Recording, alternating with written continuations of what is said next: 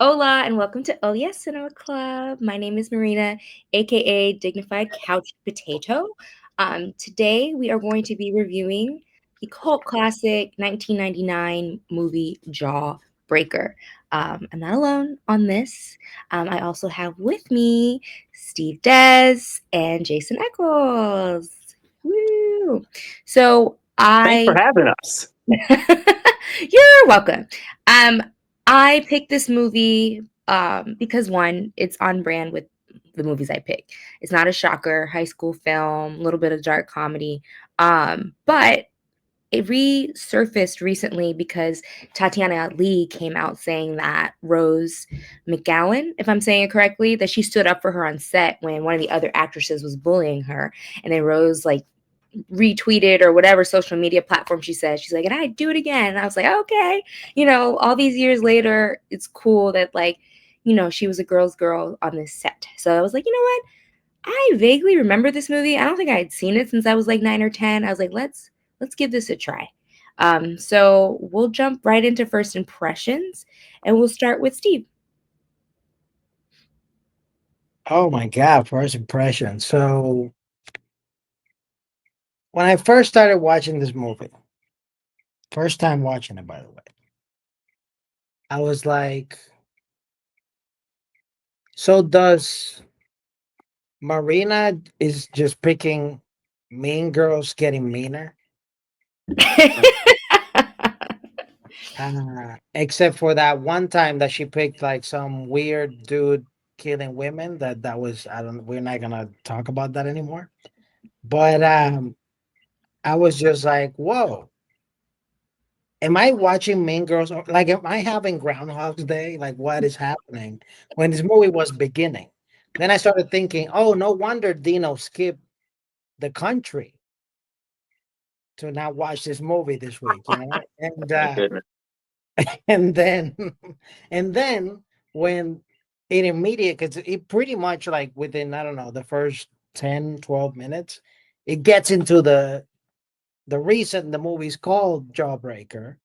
I was Mhm. like, okay, you got me. What's going to happen next? So it actually started to get interesting for me, but I still had my quibbles, if you might say, with the movie. Because, for example, the transitions were very like extreme and campy to me. And I was just like, why is it jumping from here to here? Like, it's insane. Um, and it also had like a weird, I guess it's, part of that era. It had like that weird, like, Clueless meets Buffy type of situation. I don't know, but this was for a very specific demographic that definitely Marina's in. Uh, so I would say overall, definitely was not. I was not expecting this type of movie at all. But for the first impression, pretty decent. Woo! All right, Jason. Right. I have an interesting, or I'll just say a unique relationship to this movie. I started watching it, and I was like, "Oh no, I've seen this before, or I've at least seen bits and pieces." And I was like, "Why? Where would I have seen bits and pieces of this?" And I was like, "Maybe did I see it on cable?" Like, but I just couldn't. Like, there was parts of the movie missing, but I had seen so many key parts of it. And I couldn't quite put it together. So I'm like, it's just 90s nostalgia, but I kind of know like this plot a little bit. And then it hit me that I was working at the movie theater the year this movie came out. And I had just started working at the theater. Like I looked it up. This came out in February. I had started working in the movie theater, I think, in early May or something like that. Uh, and so I'm like, oh, wow, this is crazy. I think this was in theaters when I started my job there. And definitely remember the poster. I remember the poster sort of being in the movie theater when I first started my job there. Maybe like at the back end of the movie theater because this movie was probably on its way out. But this movie would have been there, and it would have been 3 months old. Not a terrific movie, and it still would have been in the theaters in 1999, 3 months after release for sure. I mean, it was different back then. So yeah, there is a level of camp to this thing. I mean, it's funny that you picked the Marina because I kind of had this thing where I was like very nostalgic. I want to see a teen movie that I've never seen before from like the '90s. So I was kind of like wanted to see something like this. Um, it's weird. It's weird. There's weird performances in it. It's like Rose McGowan is kind of almost sometimes I feel like she's in a different movie than everybody else, but that's what like makes it kind of awesome. She's like in a John Waters film, like in this movie. It's like that's the level of camp she places, or she's like not acting good in it. You know what I mean? Like the acting's just not good. It just feels like she's a little bit different than everybody else. Or I'm like, and maybe that's the character. Maybe that's just a little different.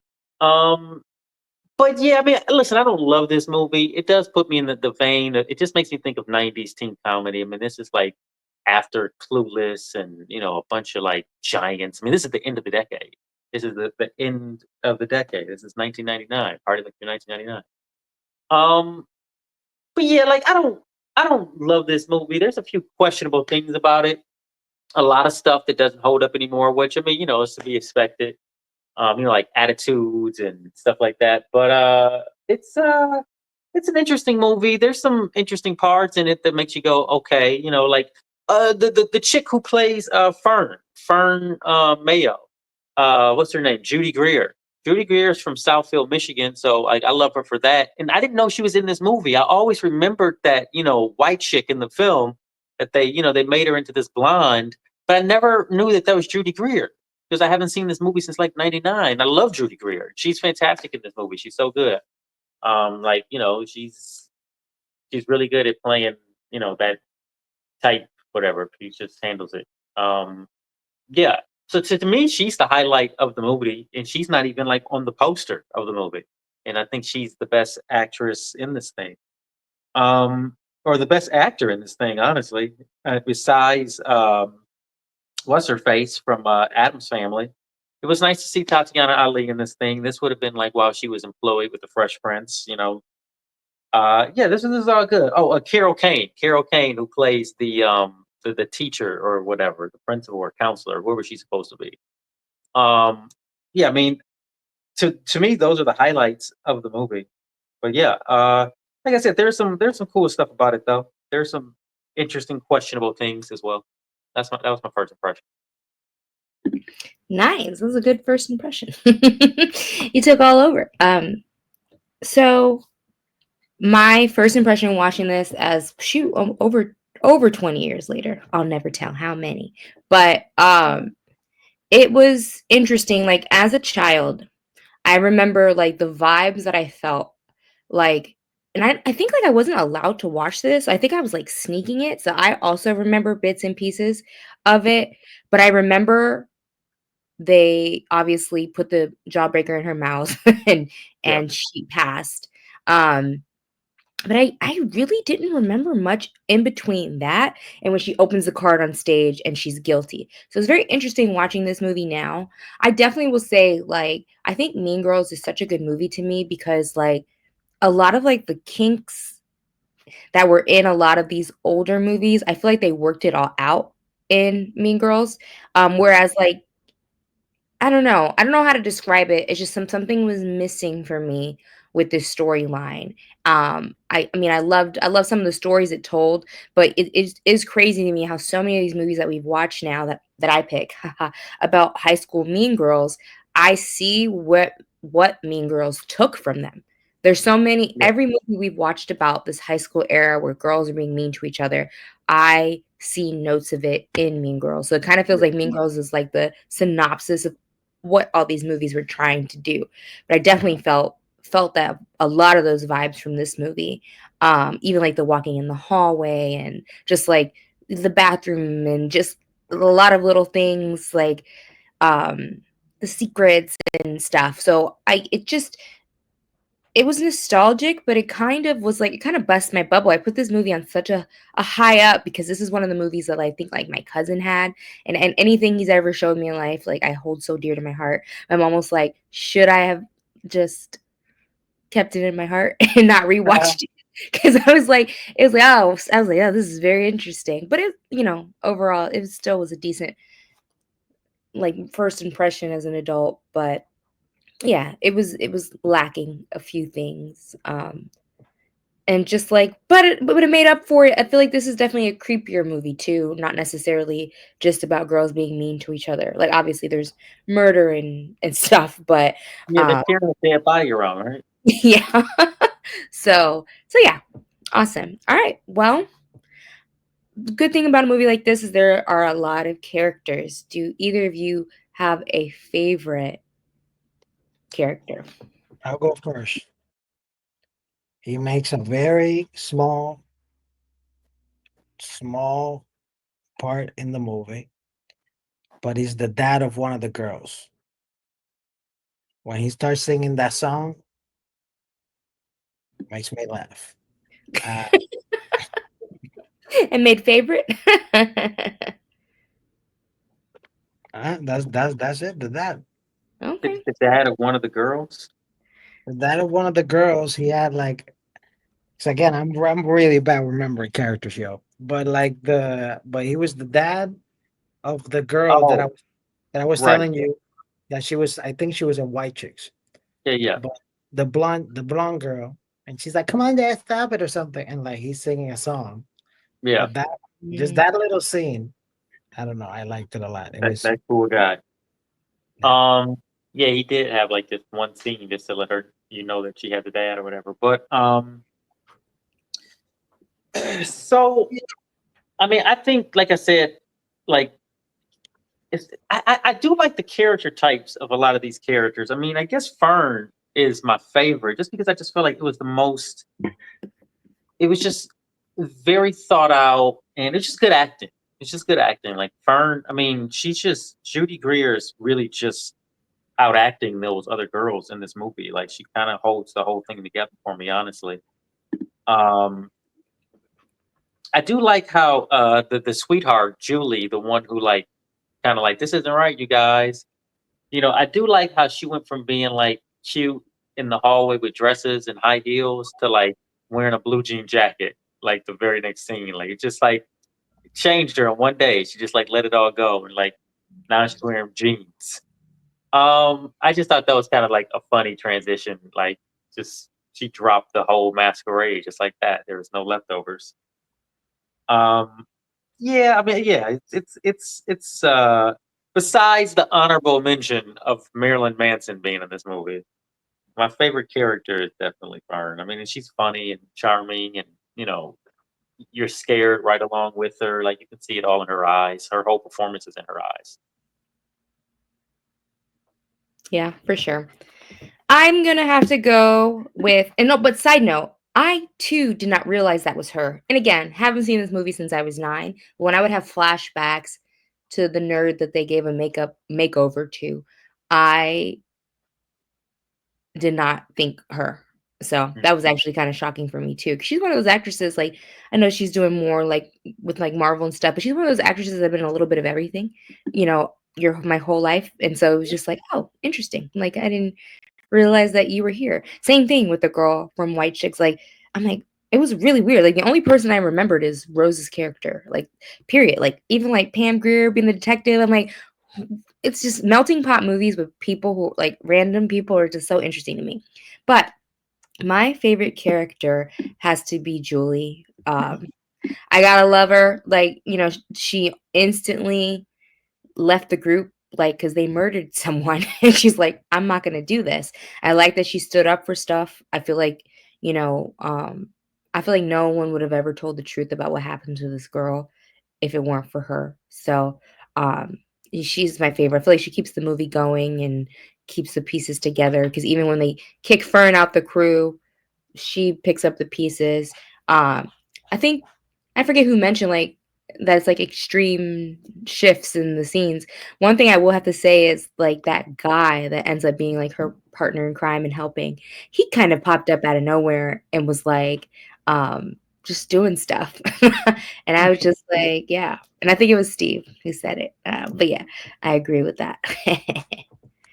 um cool. So um Yeah, I hate to be cliche, but what about your favorite scene? Like, what did he? And don't say the singing song, Dad guy. Let's dive deeper.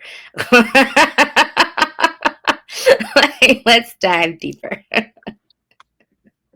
What is my favorite scene? So there's a scene. There's a scene that flashes back. The first thing that made me think about like, oh, I know this movie is the Jawbreaker scene. And just like a little bit of props, like this movie does. I mean, the makeup for that Jawbreaker scene is pretty good. It does look like a Jawbreaker is like lodged in her throat, and she's like a legitimate dead girl in the back of this trunk. You know what I mean? Like that whole sequence is actually pretty cool. And also it kind of like honestly, it kind of reminds me of like, oh, look at LA. Like this is back when they used to shoot movies here. Like that was really nice. And it's like all that stuff, all those places they shot in this movie, they still look exactly the same. Like, oh, I know where that is, I know where that is, oh, I know that place. Like all that's super cool. I mean, this movie is from what, 26 years ago, and a lot of it looks exactly the same.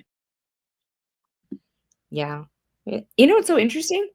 I didn't notice it was LA. Like, not that I thought it was anywhere else, but I don't know. I think I was so like interested in like the plot and how I feel watching it now that I wasn't really paying attention as much as I usually do. Because usually I'm the first one to be like, oh, I know that corner. Mhm. Like, wait, how? Like, there's this one show where like the kid is going to school and she picks him up on Hollywood Boulevard, and I'm like, Yeah. that doesn't make any sense. Like, it's not. That's not where his school is, but it's cool. But no, I didn't even. I had to. I don't know. Yeah, I had to rewatch and find Well, you the. know it's in LA right away because they go to that first place, the Johnny's, wherever that 1950s looking place where they pull up in the No, very I've beginning. never been there before. What side of town is that? It's like Johnny Bistro's or something like that. It's like Mm. I don't know. It looks like the Valley, but it like that could be in nowhere other than LA. That's just looks like LA. It might Yeah. not even be there anymore. But it's like I knew it was LA because that's like it looks like Burbank or something. But yeah, I feel like most of this looked like it was shot in like West Hollywood. I Mm. saw the Barney's Beanery was there. Eh. Um, yeah, that crazy. Well, I forget. I guess that's no that's Hollywood. That'd be like East Hollywood is where they shot the scene. Sketchy side of town where she was picking up strange men. That was like East Hollywood. Yeah, man. Like I noticed a bunch of stuff. A bunch of I'm like, yeah, this thing is shot all over LA. So that was kind of nice too, though. Like, Yeah, I just looked it up, and Johnny's Boiler is in Downey, California. okay, So that definitely explains why I don't know, because I never go to Downey. But definitely is true that it is California type of. I mean, Downey's like 20 minutes south of LA. Yeah, we'll talk about my never leaving Burbank on another episode of Cinema Club. Yeah, no doubt. um, what about you, Steve? Favorite scene? Oh, you gotta be the dad, singing. Knock it out.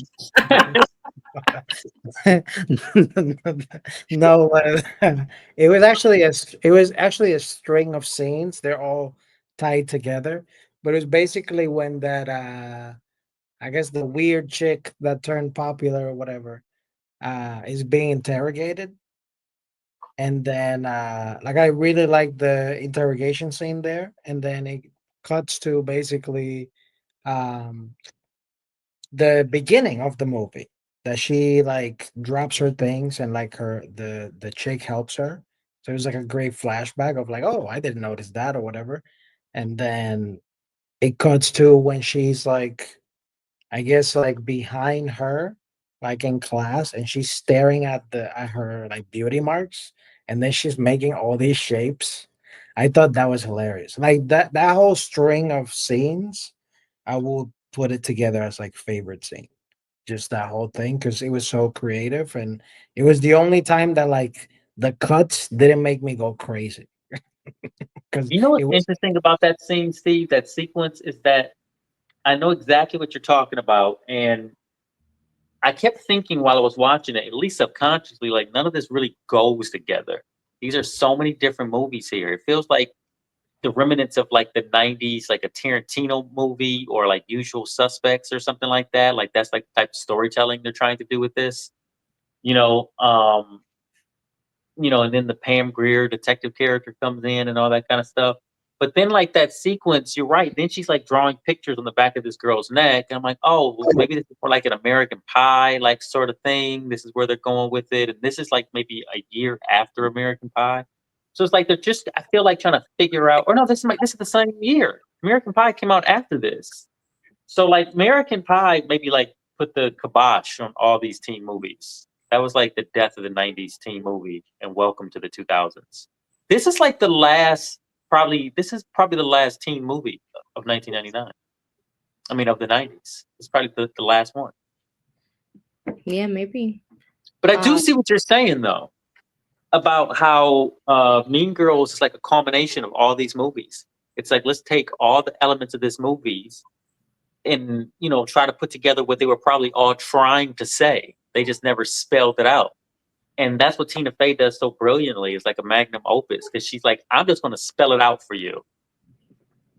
Like, you guys don't, have to be so mean to each other. I know. It's like, you get the messaging, but I definitely feel like Mean Girls did a good job of, like, understanding that, like, people, like, explaining why people are mean. Where a lot of these other movies, it's just, like, rich, snooty people. Like, I feel like in Mean Girls, we get, like, oh, her parents are going through a divorce, and she's, going through stuff, so she's mean to other people because she feels low in life.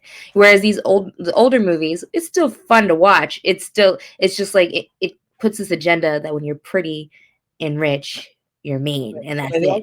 It almost like with this movie in particular, though, I would say it's almost like an improv scene.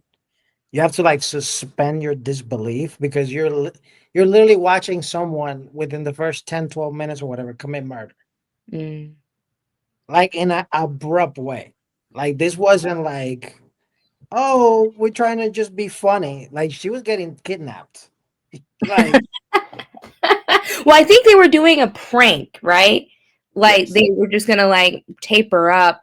They didn't even know she put the Jawbreaker in her mouth. So I think it was gonna be like, ha, happy birthday, you thought you got kidnapped. But I think that the other girl had bad intentions. Like I honestly think she purposely did that. Like she wanted her to choke.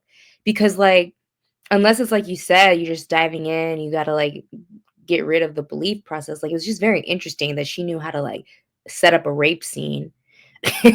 And like, which kind of goes into my favorite scene is that whole moment where they put her in the bed and they're like making it look crazy, and the whole time like, she's bringing the homework and is she gonna get in or whatever. I really like the intensity of like that entire moment, but it is very like, wait a minute, like how do you know how to like make a crime scene and you're like 17, 18 years old? Like this is really strange.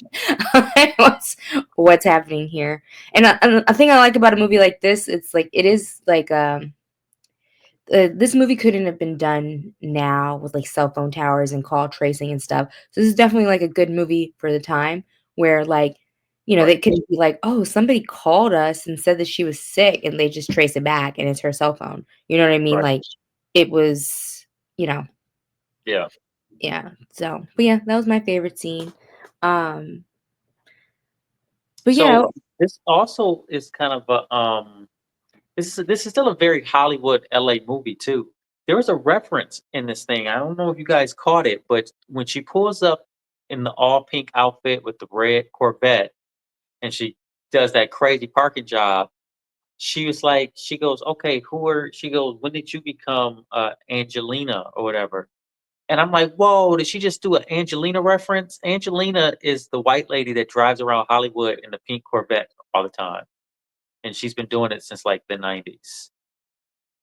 I never You heard guys of have probably seen she always drives a pink sports car around the city. There's always like a Barbie car. And she always dresses in all pink.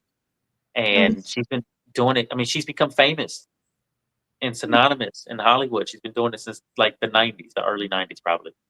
There's a movie about her and a documentary. Oh shoot. I never heard of her before. I know freaking Jay Leno does that. Well, not a pink car, but he just rides his cars around town, like his old school cars. But yeah, that's interesting. Yeah, it's just another thing that's like tough too. Like I felt like these ladies were older than high school. Yeah. And I forget. I forget that they didn't really care about that back in the day. But like Everybody. the captain of the team, whatever team, football team. That dude was like 29 years old, 30 Um, years old. I yeah, I definitely noticed it. Like, I mean, all of them. I can't even say like who looks oldest. I never want to like bring a woman down on her looks, but it's It's not like, even about that. It's not about looks. It's just about like all these people are adults. There's no actual teenagers in this thing. These are all adults. The whole cast. and it's so interesting. Too, I read similar. I hate to keep bringing it back to Mean Girls, my favorite, but they actually made this into a musical at one point. So it is very interesting to me that that's what Mean Girls did as well. So it's like Mhm. another little tie-in. But I feel Oh like this wow. this movie didn't do really well. Like you don't hear a lot of people talking about it, except for the people who loved it. But yeah, like I don't remember it being talked about much. My cousin was really into movies that weren't super mainstream, so that's probably why he was playing it. But like, yeah, I don't know. Did you get a chance to look up how it may have Yeah. done? So it says the film Jawbreaker grossed $3.1 million when it Mm, was released. It opened in 801 theaters, ranking 13th in its opening weekend. So this thing, it opened 13th opening weekend. It didn't do okay. great. It didn't do great. I mean, I can't imagine this being right. It says that 30. This movie cost 30 million to make. I can't see how that would be possible. Oh man. I I mean, did mean, they really inflate the budget, or like, what? Am I missing something? Oh no, wait. Yeah, it's weird. maybe because like were all these actresses well known already? Oh no, no. It says budget 3.5 Oh, million. Okay, okay. 3.5 million, and then it only made 3.1 million. Ooh, So this movie, bombed big time, lost everybody a bunch of money. that stinks. Um, Was it who mentioned that they got like Clueless vibes from it? Because I made a note that the costumer on this also did Clueless and Michelle High School Reunion, and so I think like the I can see inspiration. that. I thought the costumes in this. I'm glad you brought that up. I thought the costumes in this were fantastic. I thought they were really good. Like the scenes where all the girls are walking down the together. I'm like, it looks like a whole little fashion show. It's kind of dope. So yeah, I can see that. I can see that. And this is like, yeah, this is like the last little bit of like, I want to say, this just feels like the last little bit of like the '90s, like the mean girls in the schools, or like the popular girls in like up to dress cute. You know what I mean? Like still wearing like dresses and stuff. I feel like all that kind of like stopped in the 2000s, and it just became like a different vibe. Like after American Pie came out. Yeah, more like I don't think I've ever watched an American Pie movie in full, but like the vibe to me is that like yeah, like the dressing became more casual, which also became the times, right? Like in That was real music, everything, right? casual wear was no longer frowned upon, whereas like rich aesthetic was a thing I think in the 90s where it's just like, the puffy Yeah, shoulders and like the fashionable then like we like I want to say early 2000s like definitely hard launched like jeans and a t-shirt and you're cool, and a trucker cap. like you're cool, as long as it's name brand. It no longer had to be like cutesy. Like it just Yeah, like has to be a name brand jean, name brand shirt, and like yeah. So no, I definitely appreciated that. Yeah, I love Clueless's stuff too. So um, it's definitely telling from it it. is telling. It also feels like Romney and Michelle's high school reunion, like the costumes. It's yeah, it's almost a little bit like Sex in the City esque as well. Yeah. The Sex and the City like starts like around the time that all these things are sort of ending. I think, right? I want to say, yeah, like I'm trying to think when did Sex and the City first Start like in season. '98 or '99, Okay. right? Am I right about that? Um, '97. 98. Okay.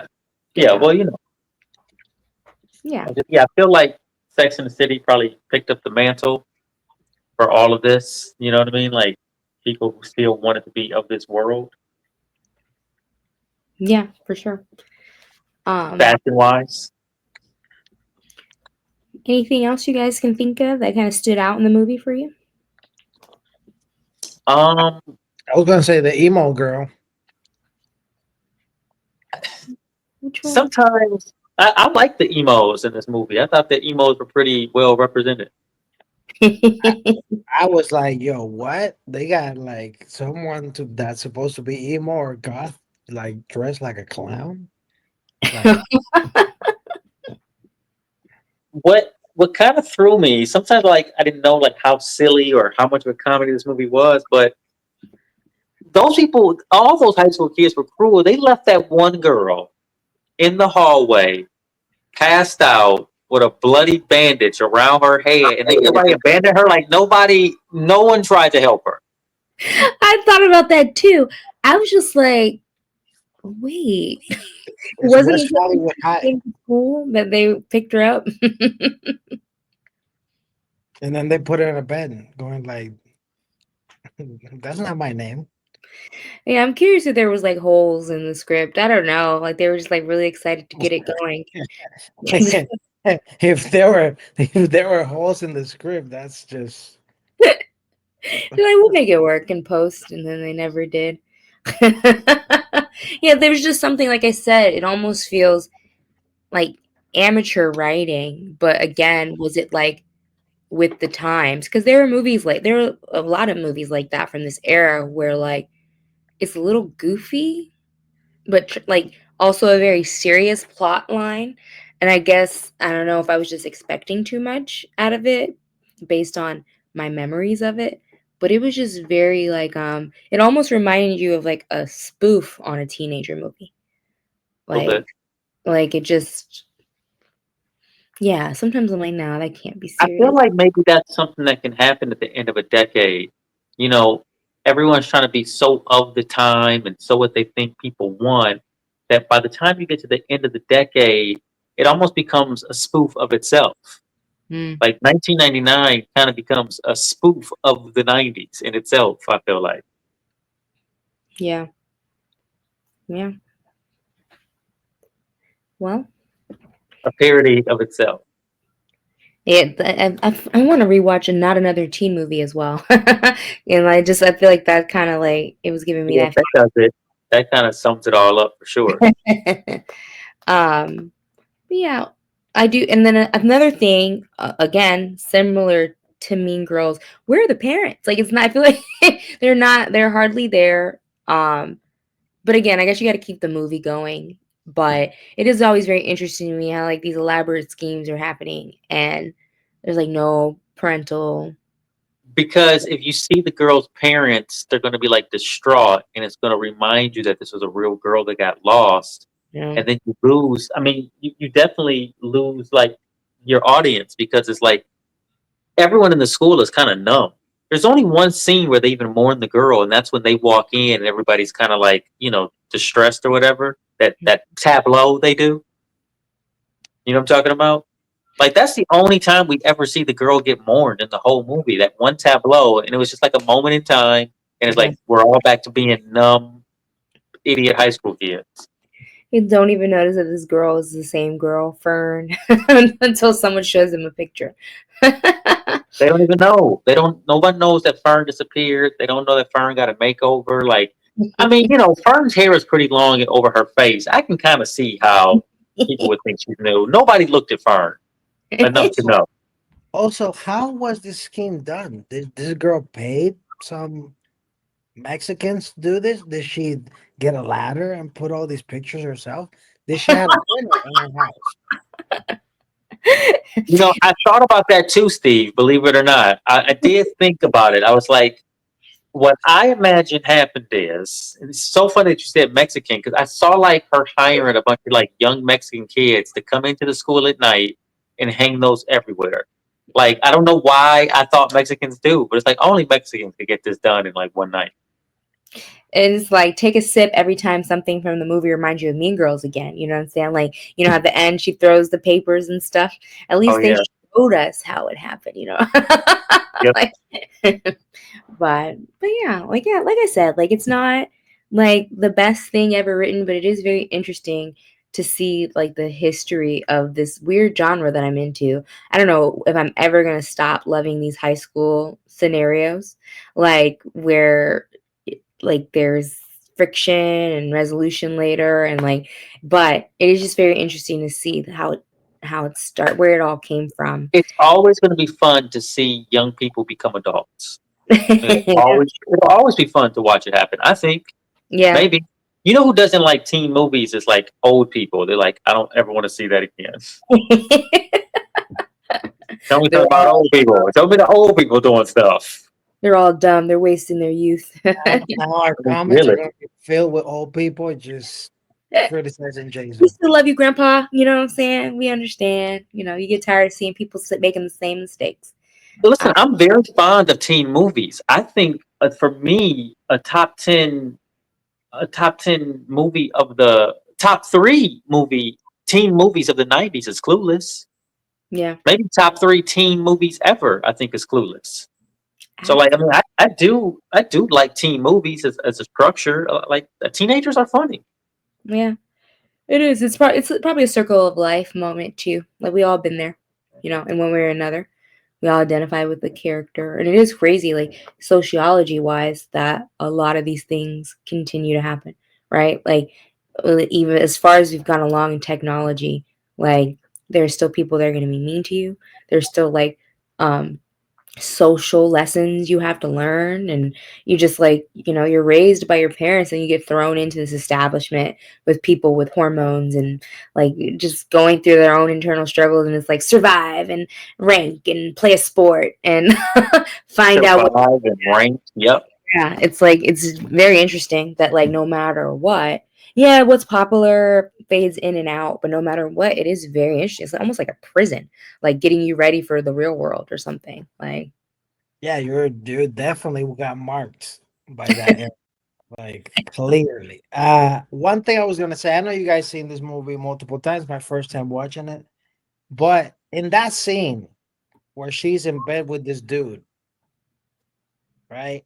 Which later gets revealed that she was framing him. Uh, but at the time, did Marilyn you Manson. what? That was Marilyn Manson. Oh, that's Marilyn Manson? Yeah. Oh, I had no idea.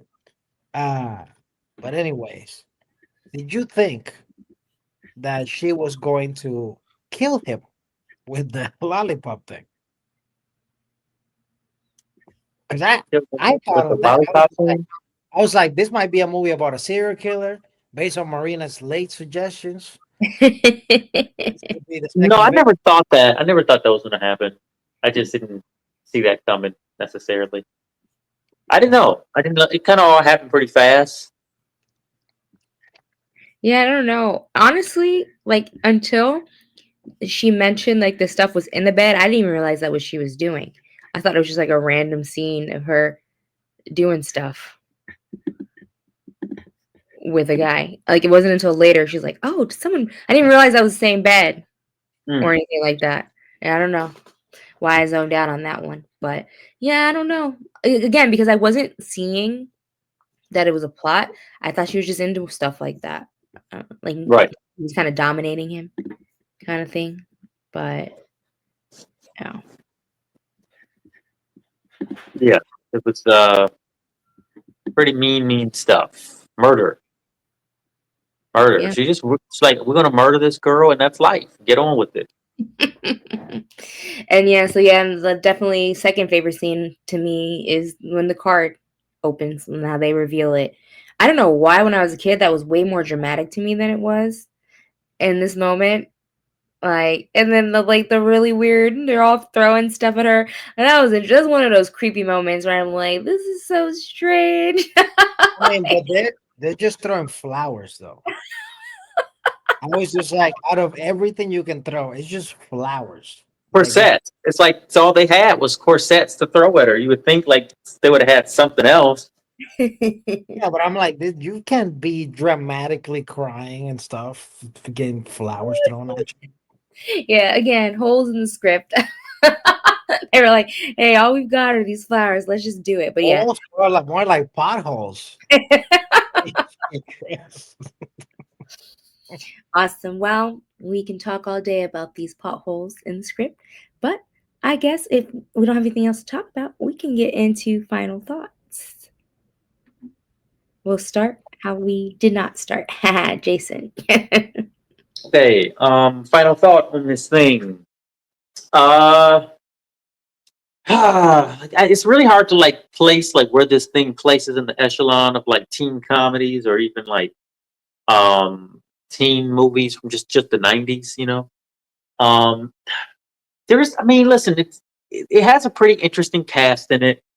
Um, all be told, the story is also like interesting. All be told, there's a lot missing from it. It doesn't all feel like it's even taking place in the same universe, which I guess maybe is fine in a way. It's like all these different girls' perspectives, and but it is a teen movie. It is kind of like, you know what it is. Like there's the movie, not another teen movie. This is just another teen movie. It's it, just with murder in it, to set the whole thing off. Also, like as a teen movie, there's this dichotomy that this thing is pretty dark, and they all kind of are like very fun. Like the fashion and stuff is like very fun and light and colorful, and it's just weird. It's just like a weird thing. And then Marilyn Manson's in this, and then Rose McGowan's already got the creepy vibe.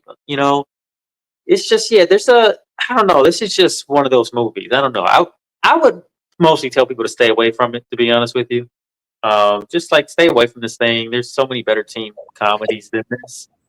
Um, it's just not enough. I mean, other than Judy Greer's performance, like see, like her performance in this thing is the only saving grace of this movie, like in the grand scheme of things.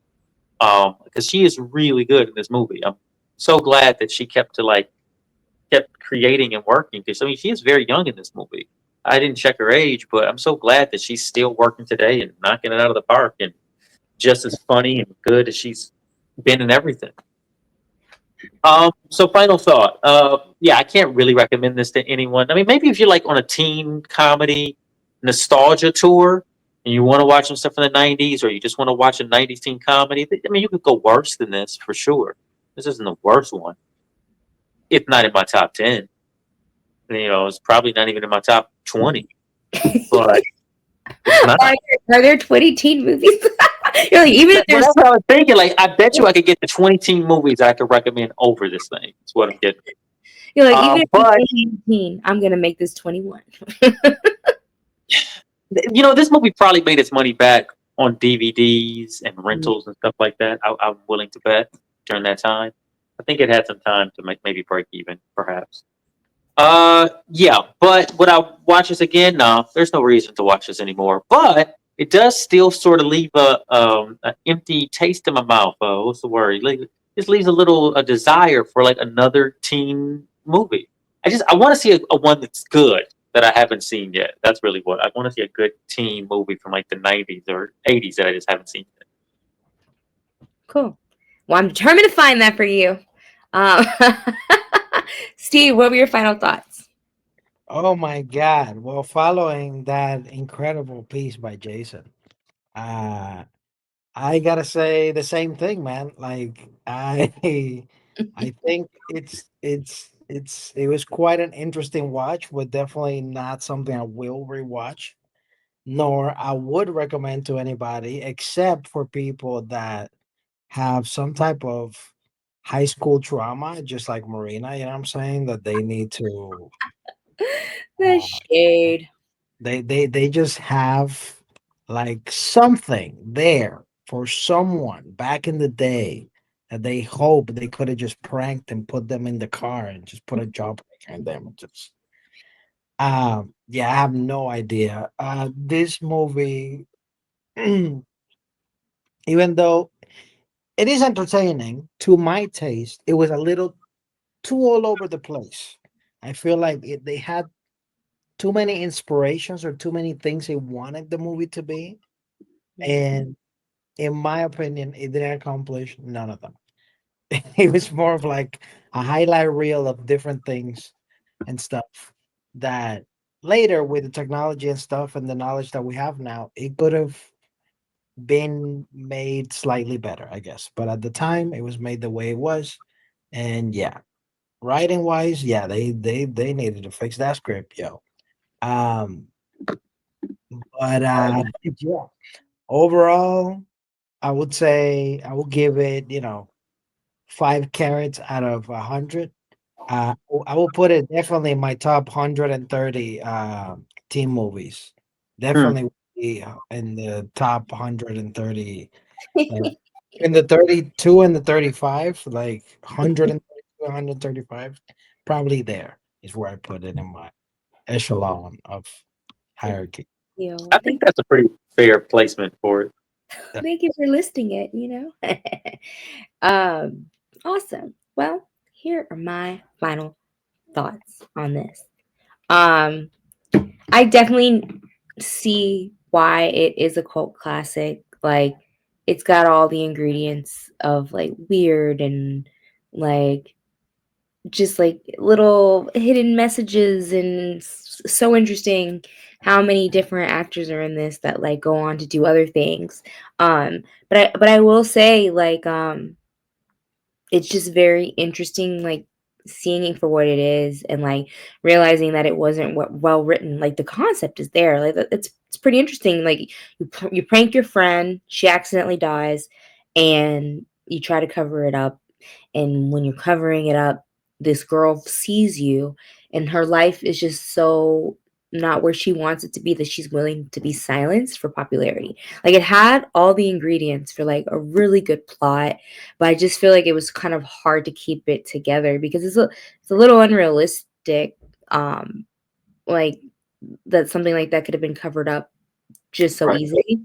Um, but again, I understand what was trying to be done, and I appreciate it being like one of the foundations of like this um teenage drama mean girl concoction that goes on to be transferred to many different movies to come. Um, so I do, but it was just very interesting. I kind of wish it would have just stayed in my archives because like I legit Hmm. only remembered they accidentally kill her, and then one of the girls is actually really really bad, and she gets caught in the end. Like that's literally all I remembered from it. And also, yeah, I don't know. It was like Steve said, my trauma blocked out the bad, but I was like, what is this? Like, I thought this movie was so great.